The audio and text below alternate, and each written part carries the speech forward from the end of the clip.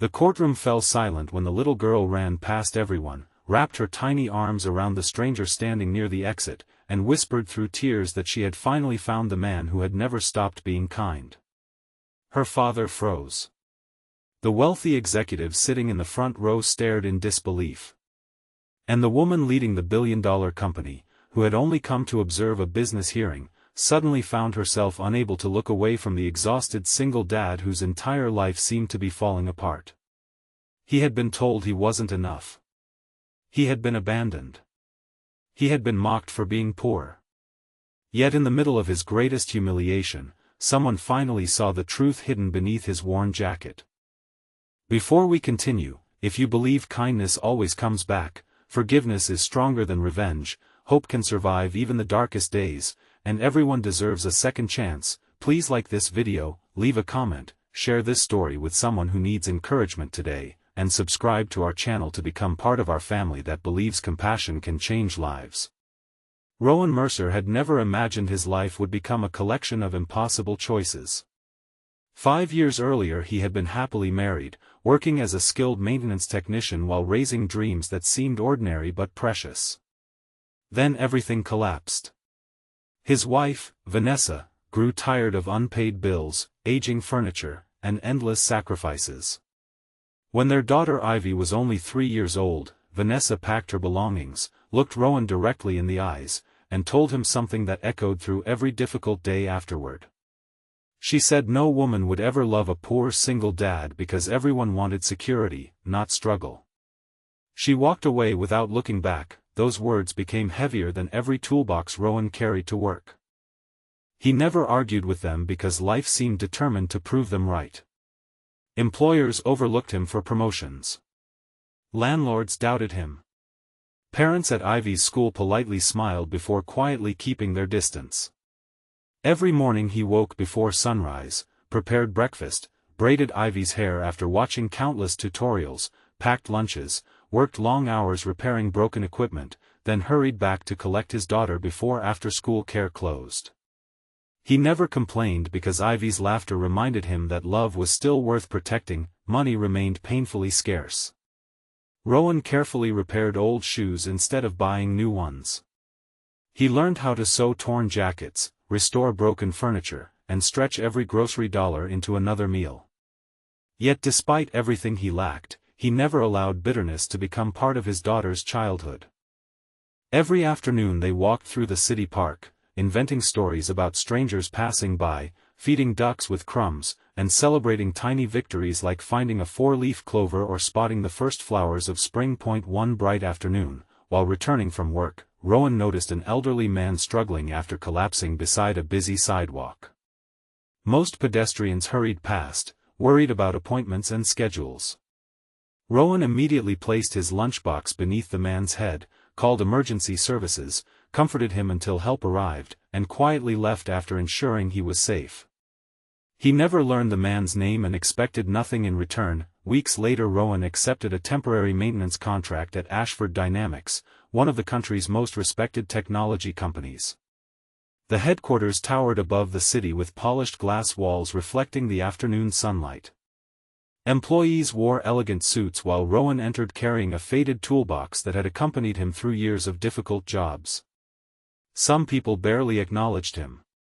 Others assumed he was invisible. Among them was Celeste Hawthorne, the company's celebrated CEO. She had built her father's struggling manufacturing business into an international success through relentless discipline and brilliant leadership.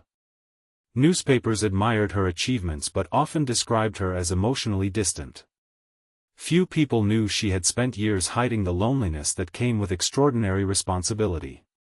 She trusted performance, not appearances, and expected excellence from everyone around her. One afternoon the executive elevators malfunctioned just before an important investor presentation. Panic spread through the building as technicians struggled unsuccessfully to restore power.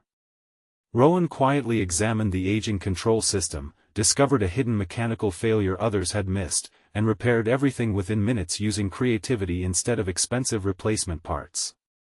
The presentation continued without delay, saving a deal worth millions. Celeste noticed something unusual. While everyone congratulated senior engineers, Rowan silently packed his tools and prepared to leave without requesting recognition. That humility stayed with her. Days later another crisis struck. A water pipe burst above the archive floor, threatening decades of confidential legal documents and company history. Rowan rushed toward the flooding area before anyone instructed him. Working alone for hours, he prevented catastrophic damage by improvising temporary repairs until permanent solutions arrived. By the time everything was secure, his clothes were soaked and his hands bruised. Instead of demanding overtime pay or praise, Rowan simply asked whether he could leave early because his daughter would soon finish school. Curiosity replaced professional distance. Celeste quietly asked human resources about him.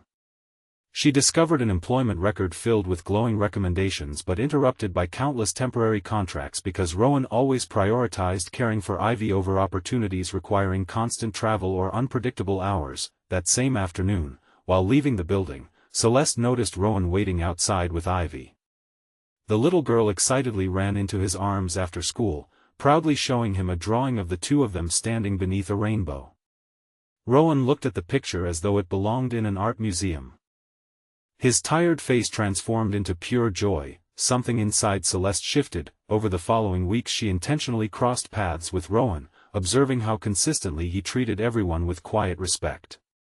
He greeted receptionists by name, helped elderly visitors carry heavy bags, repaired broken office furniture without being asked, and always found time to encourage interns overwhelmed by their first jobs. Then came another unexpected turn. The elderly man Rowan had once helped on the sidewalk appeared at Ashford Dynamics for a board meeting. His name was Theodore Hawthorne, Celeste's grandfather and the company's founding chairman. When he recognized Rowan, emotion filled his eyes. Before the board and executives, Theodore explained that doctors had told him every minute mattered that afternoon. Rowan's immediate kindness had likely saved his life. For the first time, the boardroom applauded a maintenance worker. Still, Rowan returned to fixing broken equipment the very next morning as though nothing extraordinary had happened. Meanwhile, Vanessa unexpectedly reappeared. News about Rowan receiving public recognition reached her through mutual acquaintances. She visited his modest apartment wearing expensive clothes and carrying carefully rehearsed apologies. She insisted she had made mistakes and wanted another chance. Rowan listened respectfully, but years of abandonment could not be erased by convenient regret. Ivy politely greeted her mother but stayed close beside her father, uncertain whether promises would disappear again. Vanessa quietly noticed something she had never valued before. The apartment remained simple, yet every wall displayed Ivy's artwork. Every shelf held memories collected instead of purchased. Every corner reflected patience rather than wealth. Rowan had built a home with love despite having almost nothing. Soon afterward Ashford Dynamics faced its greatest crisis. A competitor attempted a hostile takeover while confidential engineering data mysteriously disappeared. Suspicion spread across departments. Temporary employees became easy targets, and Rowan's security access placed him near several affected systems.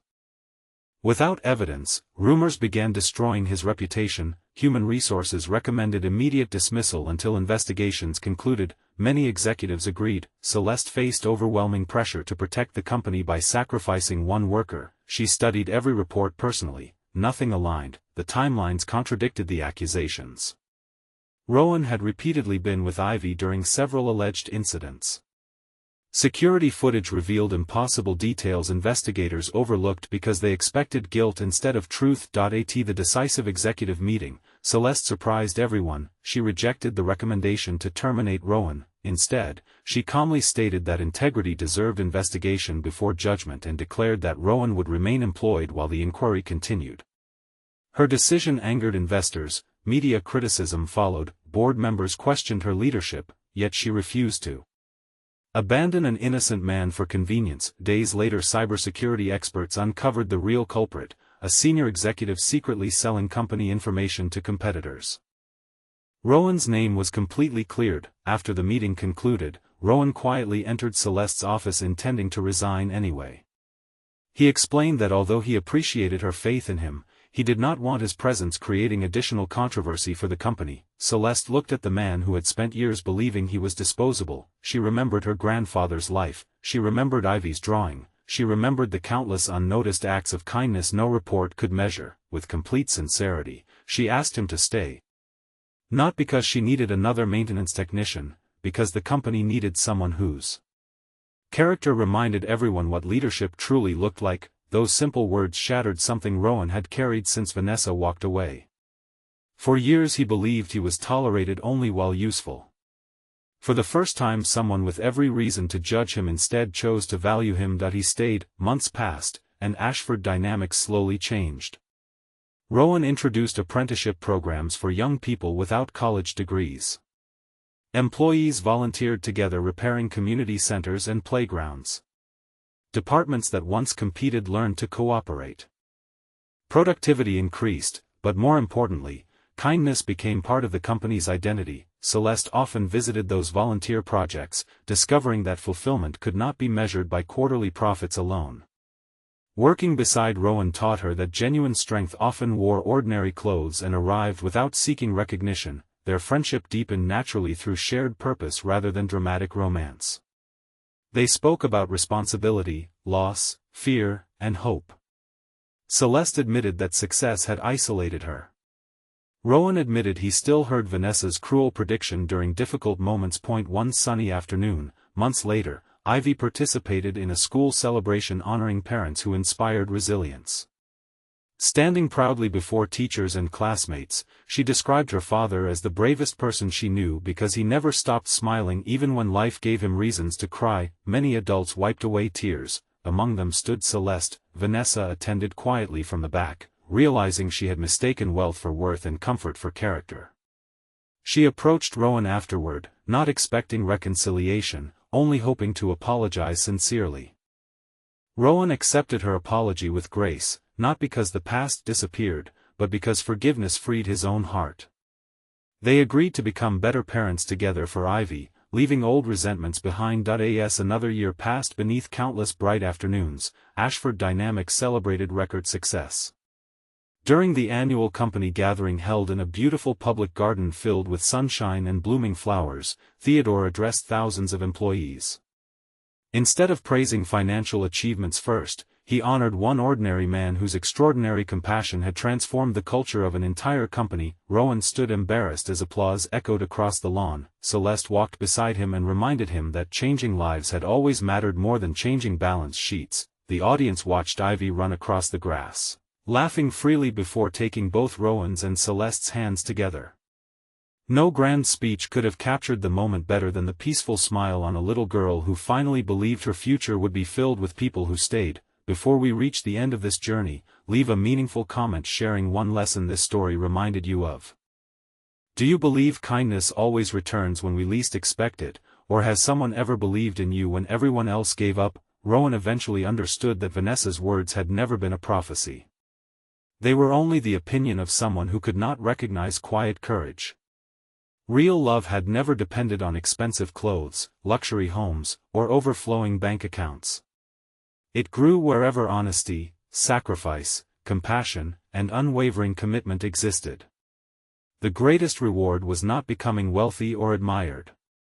It was discovering that his daughter would grow up knowing that character always outlives hardship, forgiveness is stronger than resentment, and hope has a remarkable way of finding those who refuse to surrender. If this story touched your heart, please like this video, leave a meaningful comment, share it with someone who needs hope today, and subscribe to our channel so you never miss another emotional journey. May this reminder stay with you long after today's story ends. The people who truly deserve a place in your life will never measure your value by your possessions. They will measure it by the kindness you give, the promises you keep, and the love you refuse to let the world take away.